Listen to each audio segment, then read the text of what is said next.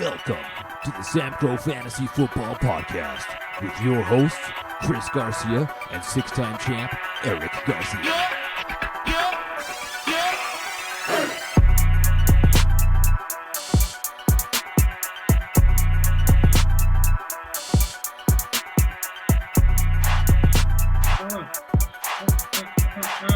What's up?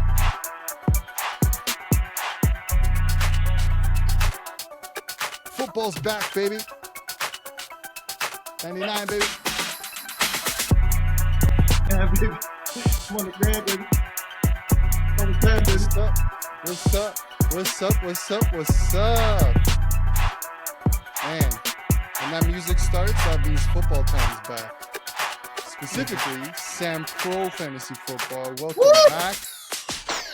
We are back another year.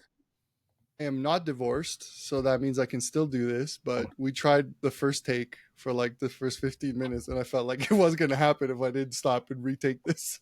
Embarrassing! But why this is significant is that we're just going to do this live. We hope that, barring any issues, that we go from beginning to end. We stop it. We don't need to clip nothing. We just send it to YouTube.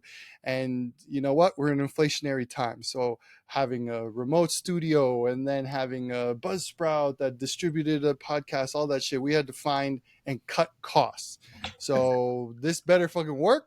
And y'all better watch it. And for the motherfuckers who were just barely watching it anyway, I don't need to invest any more in this, both in time and money.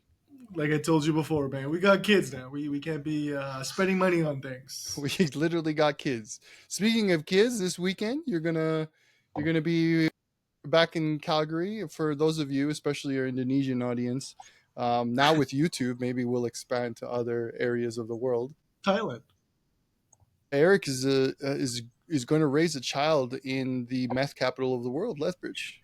Exactly. I strategically formulated a plan that would allow me to be the Canadian Heisenberg here. So strategy was to move to Methbridge for it. But Calgary, we're going to Calgary this Saturday to do a nice little diaper party. I think it's just like a spick thing as well, right? It just gives us an excuse to just drink. And 100%. Nothing like 10, 15 pound balls, alcohol, and diapers to call it a Latin party. Exactly. Yeah. Speaking of party, another thing is that we managed to get it done. I was getting so pissed at the fucking leagues, and I just said, you know what, we're just doing this online. But everyone rallied behind in person, and we got 9 of some of the busiest people on earth, and 2 actually that don't even live in this city. But we couldn't get Curious George to come out to the draft. I don't know. I don't get it. He's the youngest. He's the ugliest. The dumbest. No, I'm kidding, George. But it's embarrassing. Come on, man. The guy who was talking so much smack about, doing things in person and just like only real niggas do this shit. He didn't show up, man. He had to cleaning his parents' sandals or some shit. Dude, I mean, come on, man. I mean, I remember when daddy and mommy used to not let me go to the store when I was alone to the mall when I was 10, bro. But I can't go and have a fantasy football draft. You're 27, dude. I don't know how old you are. God damn. I don't know, man. He's probably still having to pay his parents off for that rollie on his wrist. Oh, that Rolex is legit, though. I love that Rollie, though. That Rollie is legit. Yeah, just don't give his address out to the public. Man, well, football is back, another season, and we're going to get into probably the best drop of the year, but we're going to analyze the draft. I'm not buying that snake oil. Blake takes this. Simple as that. Power rankings. Power rankings, boys. Power rankings. Power rankings, boys. Power rankings, boys. We had a nice little addition to the chat the other day about how our teams ranked in terms of fantasy football. and we had a lot of different like tables, right? And we had people that were high, we had people that were low. I think it was a little bit disgusting in terms of what we saw for some people, and other people were just riding it as if that was the greatest thing since sliced bread. So what we're going to do is we're actually going to go through the draft board ourselves. And before we're not going to analyze every freaking pick, but just we're going to go through each team and just sort of get our sense as to where we think. Maybe not ranking them, but just what we think. However, that said, just before we get into each individual team, any surprises for you in the first couple of rounds? Because usually that's where everything starts to, move. Yeah. Well, I think the first thing that stood out to me was Puka Nakukua, Pukama Hukahua, whatever the fuck his name is. Puka Nakua. Buddy Pikachu from last year. Pikachu ended up, really doing well last year. The thing is that I don't understand how he's second round material. Mind you, in Georgia's defense, it was the last pick of the second round. But I have a personal issue with the depth chart. In my opinion, Cooper Kupp is still better. Cooper Kupp has been that guy. That how is he being drafted before Cooper Kupp? That was my first shock and awe. The other one was, I have to say, the Kyler Murray coming in second round again very early. He would have been technically the 12th pick if this is a 12-man league. I know it's a 2 QB system here, but you had Joe Burrow, Dak Prescott, Jordan Love, Brock Purdy, Tua, Jared Goff. We went with Kyler Murray pretty early. Those were my two things that stood out. Yeah, I think Kyler Murray is how do I say it? Kyler Murray is the fantasy football, like the aficionados of fantasy football, especially like some of the fantasy football podcasts that are out there. They are riding Kyler Murray's dick real hard, right? Like they're talking about him as value. The thing about it is at the 12th pick, is that value?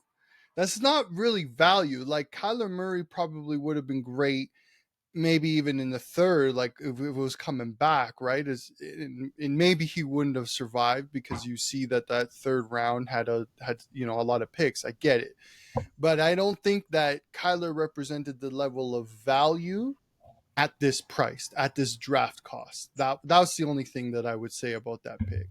Another pick that I think people they didn't really give me too much flack for it. Why? Because I think he legitimately is the best quarterback in the league. But I took Lamar Jackson at 3. Now, consensus was Jalen Hurts at 3. But I'll tell you why I didn't take him at 3. Number one, because he's a fucking Eagle. And there's no way that I'm going to be cheering for a fucking Eagle doing a tush push against my Dallas Cowboys twice a year. So fuck him and fuck your mama. So, but at the same time, though, I think that Lamar Jackson is undervalued. Like, I don't think I am wasting a pick by taking the perennial almost MVP every single year with 1,500 yards in rushing, 7 on the ground, 20 passing. You know what I'm saying? Like, I think it's maybe surprising against some rankings, but I don't particularly think his statistics make it this surprising. The guy is almost an MVP every year. No, I agree. And again, I don't know if it's just simply because I'm biased. I'm a Ravens fan. I would say that he deserves to be up that high, but it's the first round of fantasy football and PPR, especially like a league like ours where we have experienced dudes that know how to draft, but also the 2 QB thing being a super flex. Having Lamar is a cheat code. He could do RB and as well as quarterback numbers, right? So I would have taken him at 4 or 5, especially 6 where I landed, where I ended up getting Hurts. But no, I think he's going to show up. But is he still going to be able to make it to the dance type thing? He's basically the Joel Embiid of the NFL. MVP season, a really good regular season status, but fuck all of that if you can't translate that into playoffs. But we don't care about playoffs because we're talking fantasy. Yeah, that's what I was just going to say. I mean, irrelevant. I mean, if he's going to have an MVP year, that's good for my team. Okay, so let's go through George. What do you think of his team? Trash. Again, Puka Nakua, trash. I think, where it starts to fall off for George because of the Puka pick. I think it starts to happen after at about the 5th round, because let's just say he goes for a Kyron, or actually maybe not even Kyron, because you could argue that now that he's on special teams, that kind of sucks. But if you go for a Jonathan Taylor or or Gibbs, right? Like, he has Jonathan Taylor, Kyron Williams are the running backs that go after.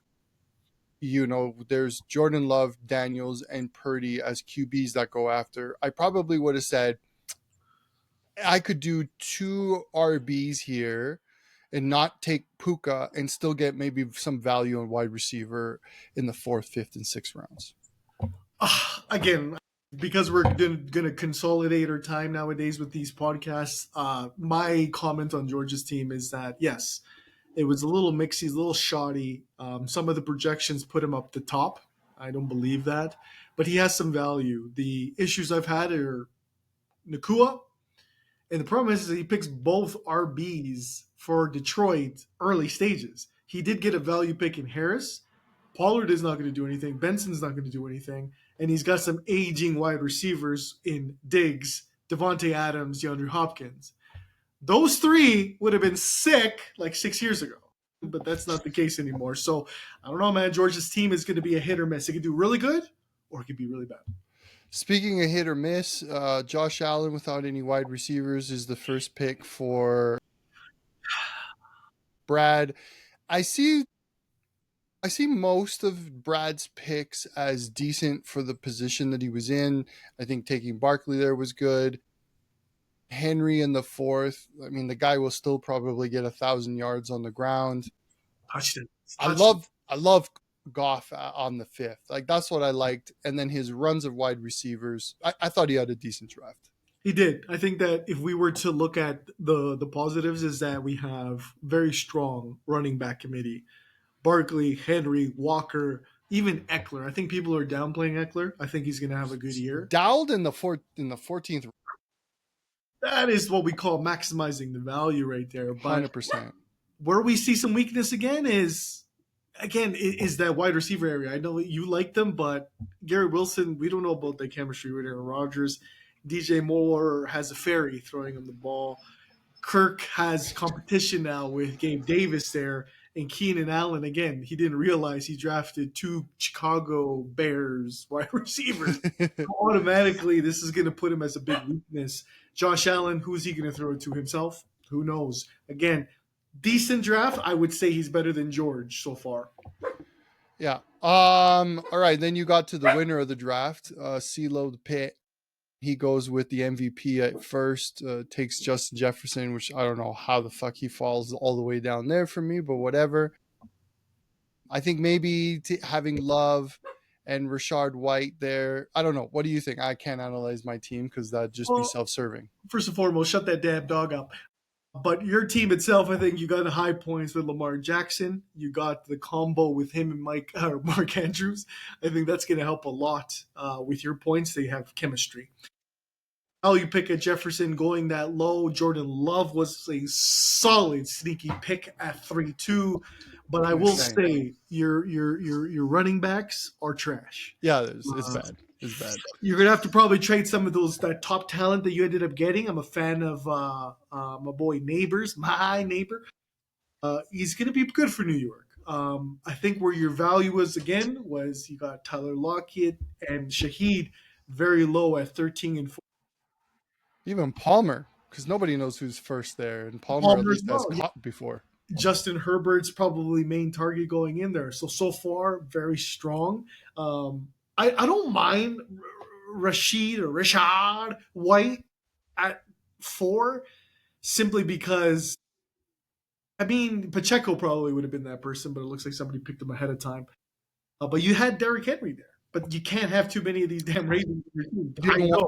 I didn't want a Raven because I felt like, just as what happened with when Kelsey went in that round, I'm just like, ooh, shit. And then Laporta went, I'm like, okay.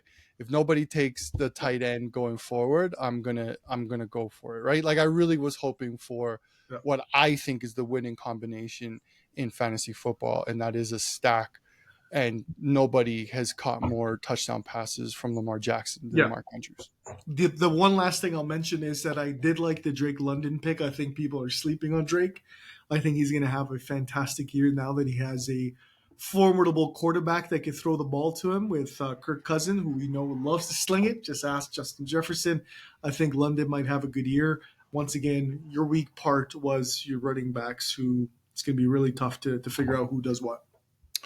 Blake, I thought, had a great draft. I know that what he's probably, you always got to leave this draft with something that you know you're going to be weak at, and his quarterbacks are going to be weak. I know that Daniels is Daniels, and everyone, including the same podcast that we listen to, have him as my guy for certain people, and he's up there. But at the end of the day, so was Justin Fields for some people. So was Trey Lance for some others. You know what I'm saying? Like, you just never really know with an unproven asset.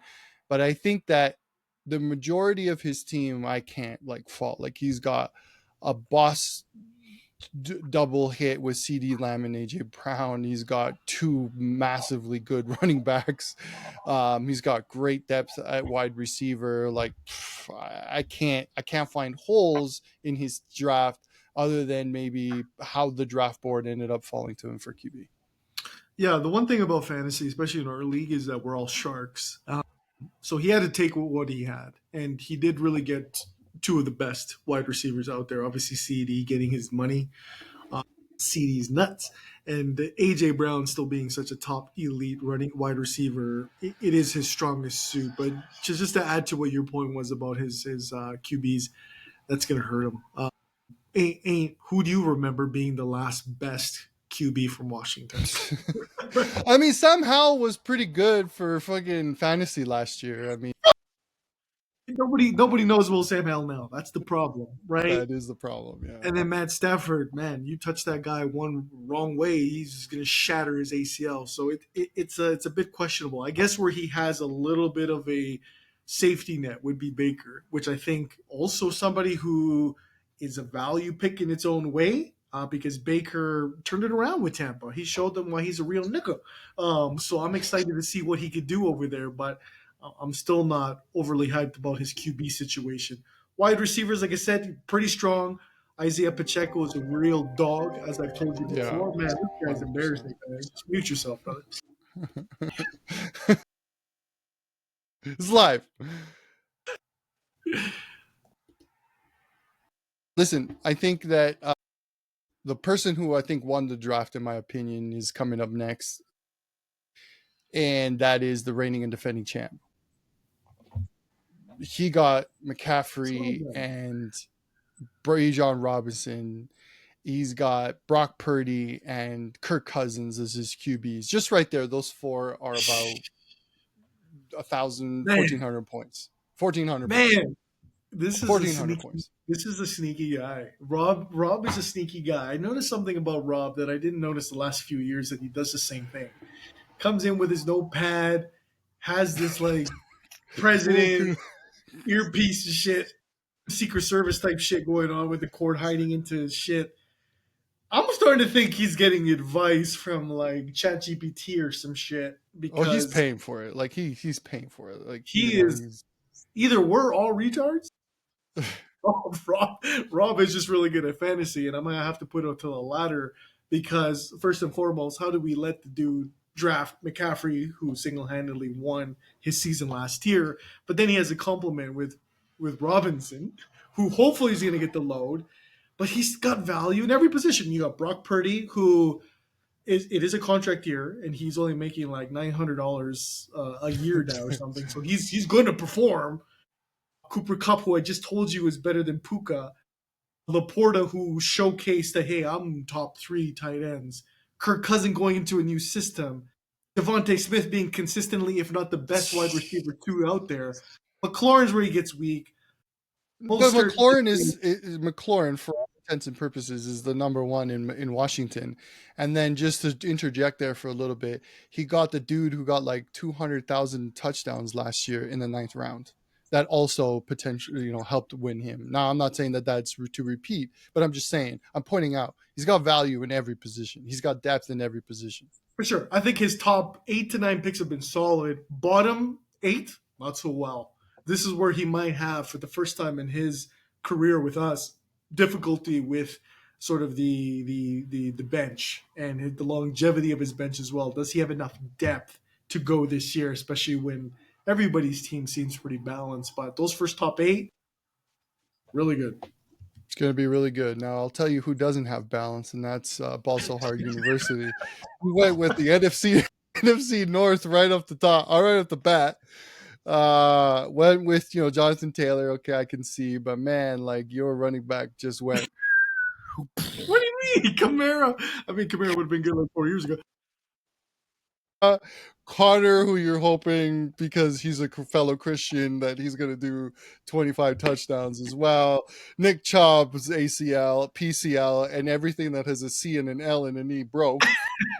You think, like, what? I don't know. Hold on. Let me try to defend myself here first and foremost. We have arguably 2 of the top 5 fantasy producing quarterbacks. We have the number 1 tight end for the last 8 years. We have Jonathan Taylor with a healthy Richardson coming back, and now he healthy himself. Kamara, this is my thing with Kamara. Blake made mention of it, or was it Brad? One of those 2 white boys. He'll get like 15 catches for like 16 yards, but that's still points for me. We're in a PPR system, so I think that for a running back 2, Kamara's that guy. James Conner is where we start to get questionable. My wide receivers are clearly my weak point here because Deebo Samuels with Brandon Ayuk getting his contract, this dude might really become irrelevant, or he has an amazing season. This is the thing with San Francisco. I think where the diamond in the rough is here is 2 picks here. My boy Zay Flowers, who could be Tyreek type shit this year, or completely not. But I'm also a fan of that monster, Keon Coleman from Buffalo. So we asked ourselves, okay, yeah, who is Josh Allen throwing it to? He's throwing it to Coleman. I picked him at round 12, round 11. Yeah, I mean, like after round 10, then you finally started to draft well. Because before that, it was like, I mean, maybe that's what the board gave you. But like I said, like Zay Flowers, I mean, at 7, I guess I'm not going to say, because who was after that? Oh my God. No, I thought Devontae Smith was after. But like after that, you got Tank Dell, T. Higgins, Godwin, Pickens. You're not going to take Pickens because he's a bum. And you're probably not going to do Goodwin. So I'm like, Tank Dell, I think too much is being put on Tank Dell and what they did last year. So really it was a choice between Higgins and Flowers, maybe even Godwin, but Higgins and Flowers for sure. Flowers was probably the best bet. But man, like, damn, like I don't, you better hope he does it. We'll see. We'll see. My MVP knows how to run 30 yards, but not throw 30 yards. And that's where Zay Flowers lives. You know what I'm saying? Like, brother knows karate, but brother can't drive, right? We go to Alex now. It seemingly like he always has Jamar Chase. No matter where he picks in any year since he got him, he always has Jamar Chase. And the thing about Jamar Chase for me is the guy is a monster for fantasy football, especially for a good period of time. But he's been injured, and I'm not saying he's injury prone, but he's been injured the last little bit. This whole contract dispute is also pretty crappy. He might not even be available week 1 for Cincinnati. So I'm just like, I don't know what he could have also done. I get it, but like between Chase and Jefferson, if I had that pick, I probably would have done Jefferson, and maybe even AJ Brown. But I know that Jamar Chase's name is still like, he won you that championship his rookie year when he had like a 50-point, playoff. So he's so good for fantasy, but I think he's just so good for fantasy sporadically. What do you think? Yeah, well, I guess based on today's date, September 4th, he reported to the camp, or sorry, not camp, but practice. So I think that's a good sign.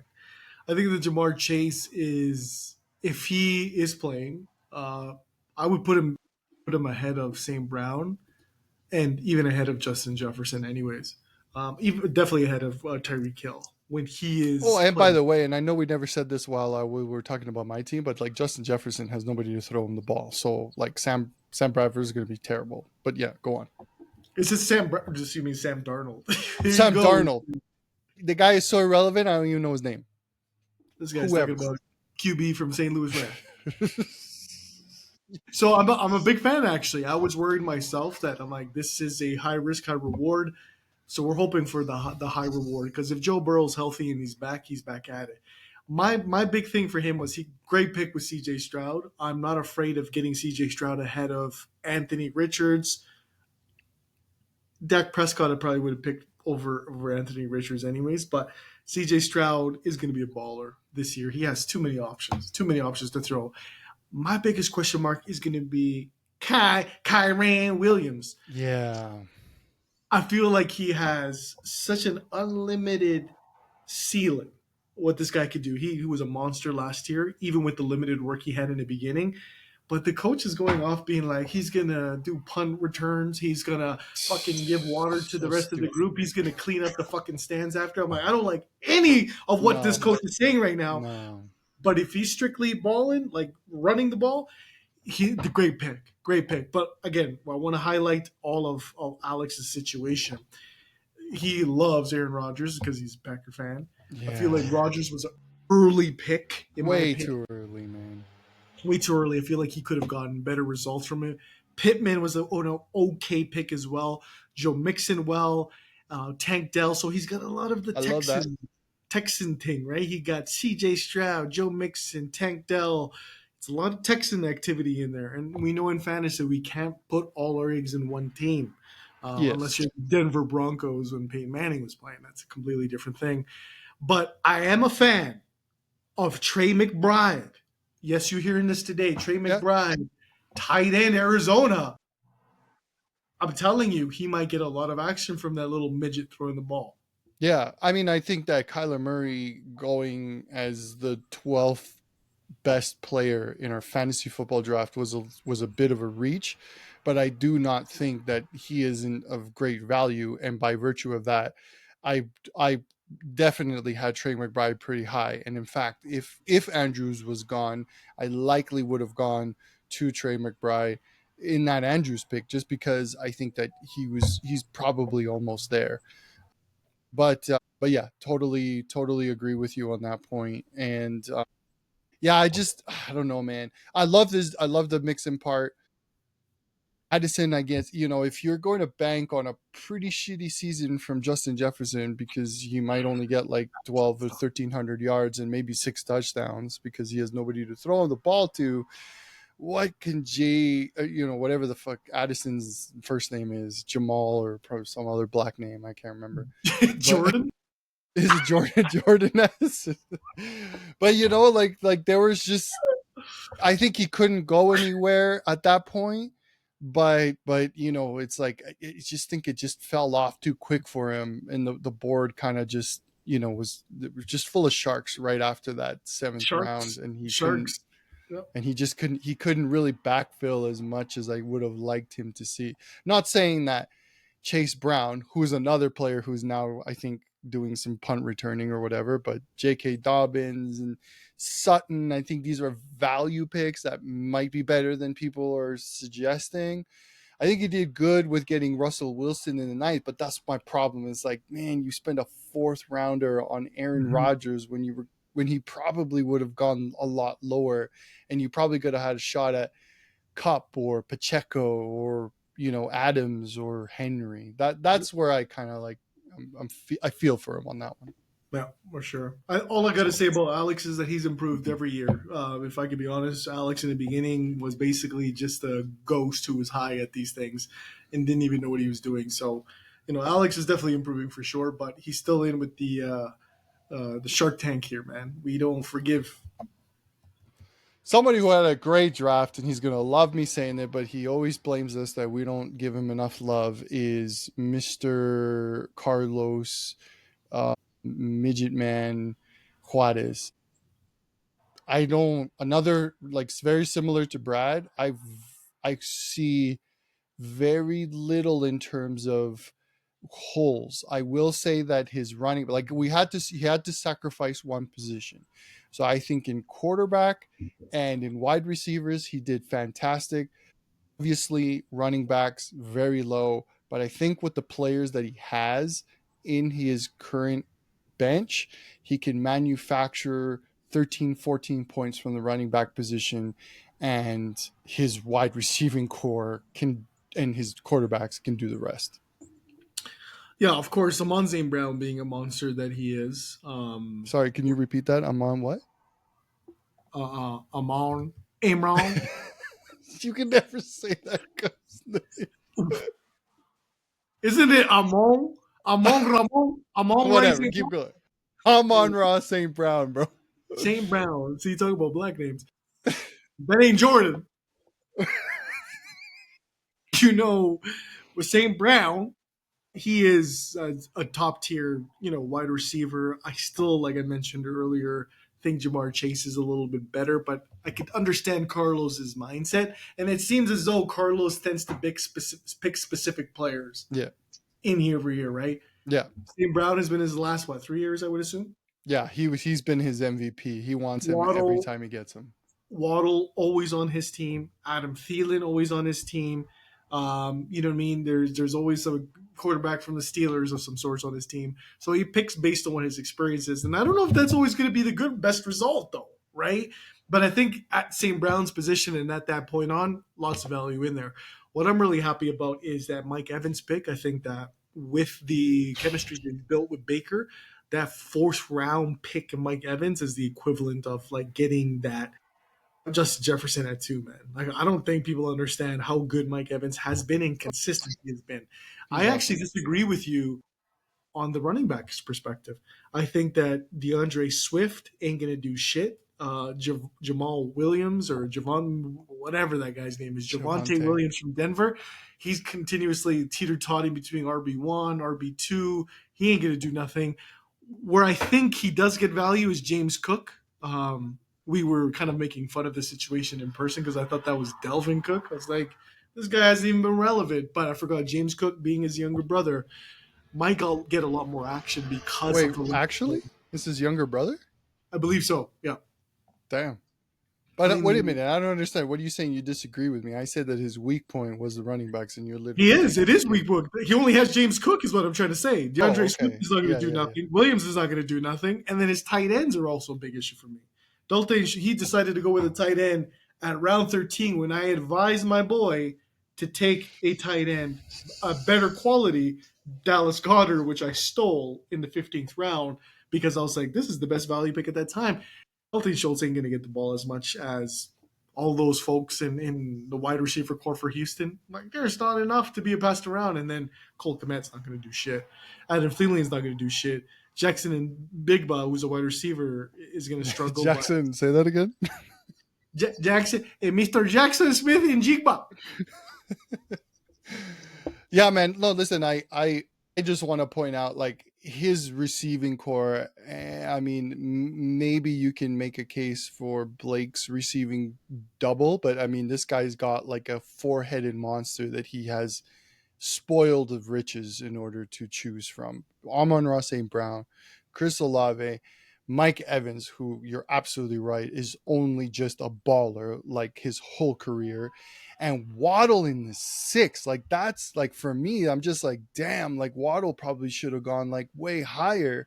But like that, for me, that's great. And I think that like Justin Herbert and Burrow and even Watson as potential backup. I think he has too many QBs, but like whatever, like that's just the way he drafted. But Burrow and Herbert, I think, are a great 2-player combo for a QB and Superflex. So I thought he did really great in those two positions. Wide receiver, I think he got an A+, and I think he got a B+, maybe even A- on QBs. And that right there is a great foundation to start your season. Yep. Speaking of foundations, of course, Anthony Richardson goes to Allen as the 109. Once again, sure, I can understand that. But to follow it up with Kyler Murray in the second, when you could have had maybe even a Bijan, or you could have had an AJ Brown, you could have done that. Why? Because the reason why I'm saying that is because then Marvin Harrison is his third pick and is his number one wide receiver. And again, this is Allen's MO, right? He's always trying to find that breakout rookie, that breakout value. I don't think you can say that Kyler Murray at the 112 or in our league, the 202 is value. But then everything else is just typical Allen play, right? Value, value, value, value, value. Maybe it'll break, maybe it won't, maybe it does, maybe it doesn't. Will Nico Collins be worth, will he be the number one receiver? I don't know. DK Metcalf, I think, is a pretty safe bet. I think that's value. T. Higgins is value. Godwin is value. But so it's a lot of like value, right, for Allen. And we'll see what happens. But in this league, after 13 years, it hasn't happened. Yeah, I was actually going to say the opposite. I was going to say that I realized that this human calculator, he does a lot of research ahead of time, and his teams typically do go pretty far. But you're right, he doesn't actually win nothing. I'm sorry, Alan. Like you're in a lot of leagues, and I appreciate your feedback in a sense of, where we should consider picking players based on research. But my boy, sometimes drafting young rookies in a redraft league doesn't always work out the best. Don't get me wrong. I don't mind Anthony Richards at number 9. Like, it's still pretty shitty. I would still pick Dak if I was looking for a quarterback, or Joe Burrow. But the Murray situation, for sure, I think he would have gone 4th, 5th round, in my opinion. But I do like the Marvin Harrison pick, Achane pick. Achane was a great pick. Yeah. He was working. He was working. Yeah. He was cooking, sorry. He was cooking round 3, round 4, round 5, round 6. Round 7 was good. I'm not a fan of Godwin. Kincaid, value pick. But then after that, because he realized, wait a second, I only got Achane, who, by the way, is sharing the load with Mosseret. Yeah. He's like, oh shit, I don't have anybody else. And this is where in my opinion, the definition of, or the equivalent of Allen's panic is running back, running back, running back, running back. Yeah, I did the same thing. I totally see what he did because I did the Brooks, same thing. Yeah. Jalen Warren. Now here's my situation with Warren. He could be the best pick of this entire draft if he could be Le'Veon Bell type activity and workload. Especially with Najee Harris being like, is he actually really bad, or is he good just in a horrible situation? Nobody knows. But if Warren starts to steal that from him like he did last year, Warren could be a solid RB2, if not RB3. But I'm not a fan of Zach Charbonneau, Kenneth Walker. You motherfucker, you trying to make fun of me? You can't even get the names right. Yeah. Well, you said Richards, and then I highlighted Richardson. But hey, you know what? Yeah, I guess I'm getting them all wrong. Go ahead. But again, going towards what Allen does very well is that he does his research, man. And I'm scared of Allen. He was cooking. You're absolutely right. I would say that, like, there's no way he can justify Kyler Murray at 202. But I know that in terms of the number one, like it was like his most researched quarterback that he felt like he was going to get. And so if he didn't get that, Anthony Richardson, fuck, now I'm starting to say it like you do. And then, so I get why he did that, but I still think that really like took away a lot of things going forward. And he had to cook real hard for both running backs and wide receivers. But in true Allen fashion, I think he did a really good job of recovering. He got a lot of players that will probably amount to the same production week in and week out that he has to manufacture. So, he plays money ball, man, always. And his teams are always super competitive. And hopefully, or maybe not hopefully, but, he might put it together one day. It just hasn't happened yet. Speaking of putting it together, last but not least, Leiden, I think, excels in the running back position, was good, if not probably great, in the wide receiver position. Because I remember, like, Tyreek Hill, like, I don't understand. Like, Tyreek Hill is always available at the bottom of drafts, and nobody ever takes this dude. And all this dude ever does is ball. And like, I don't know why everyone's afraid of him, but whatever. So I think he did really good. His QB's a little weak, but I think enough to do okay. So I think he had a solid draft. I actually do too. For somebody who I felt wasn't even present with us, seeing how high he was, as per usual. He actually did really good. I like the Brees Hall pick at 10, and Tyreek, like you said. I think what people's problem is with Tyreek Hill is that they don't expect him to repeat the numbers he had the season before every freaking year. It feels like it almost feels like one of those players who's like, yeah, well, what have you done for me lately? All the time. My only issue is that he's combined a lot of Florida players. Tyreek Hill, Tua, Etienne, and Trevor Lawrence. Now they all play different positions outside of the two QBs, and different teams. But of course, different teams, obviously. But I just am not strong with Tua and Lawrence carrying the workload as QB, especially in a super flex. But he did manage to get extreme value in Brees Hall and Tyreek Hill in two strong positions. Yep. I don't like Brandon Ayuk. I think that he is a Charlemagne. He's a Charlemagne, man. He's a Charlemagne. He just got a bag, bro. So what? For what? I'm still questioning to this day why. What has Brandon Ayuk done to deserve that kind of money? I understand Justin Jefferson. I understand Jamar Chase. Yeah, pull up the numbers, man. Pull up the numbers. What's Joe Rogan's guy's name is? He's like, Greg, pull it up. I mean, tell me. 2,000 yard seasons, 7-8 touchdowns. Okay, not as impressive, but 70 plus receptions, 1,000 plus yards. You don't gotta go far, man. He has not even passed double digits in receiving touchdowns. Okay? True. What do you mean? He's been ranked 14, 15, 35, 35. I'm sorry, but Brandon Ayuk is the biggest. He just robbed San Francisco in broad daylight. This is ridiculous. He doesn't deserve that kind of money. Sounded like a hater, but from a fantasy perspective, I would never have picked this bum unless he was maybe around round 10 and he was available. Yeah. I mean, I still think he did really good in terms of draft. I think that between Geno, Tua, and T-Law, there's something there that he can get some consistency. Maybe you're right. I didn't see it that way, but if anything, I think Ayuk is still a decent wide receiver too, especially if you've got Hill, who's your clear wide receiver one. I don't think I'd be complaining or felt like I got, I lost something with Ayuk as my wide receiver two with those numbers. And I love Kittle in the 9, bro. I don't know what I love that kid. I love that guy so much. Very solid. You know where I think one of my favorite picks for Leiden was Lad McConkey, Mr. Honky himself. Yeah. I don't really watch college football, but I've seen some highlights of this kid coming out of Georgia. He's a big body guy. He's only 6 foot for a wide receiver that isn't really big, but he plays big. He's strong as hell for a little guy.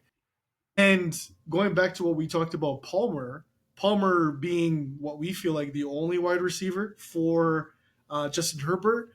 If this kid gets a good connection with Justin Herbert, this could be one of the steals of the draft, especially where he was picked. So curious to see where he goes. Lad McConkey, the honky. No, I think it was good. And that's the way the draft went, man. I think it went well. I don't think that we can't fully say that it was a bad draft. I think, fucking reigning champ had a great draft. Blake had a great draft. Carlos had an awesome draft. I think there were some really good teams out there, but that's it. That's the way we're going to leave it for this week. Tune in next week. Maybe not. I don't know if we have time. Peace.